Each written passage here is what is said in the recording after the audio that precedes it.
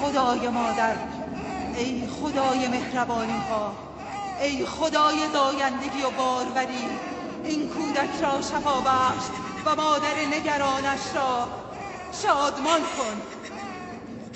مادر این کودک عهد می کند به درگاهت هدایای گرانبها تقدیم کند.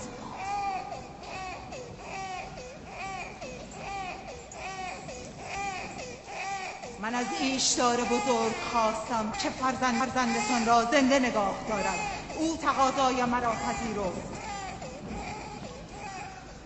بروید و فرزندتان را آنگونه بزرگ کنید که از پیروان ایشدار باشد.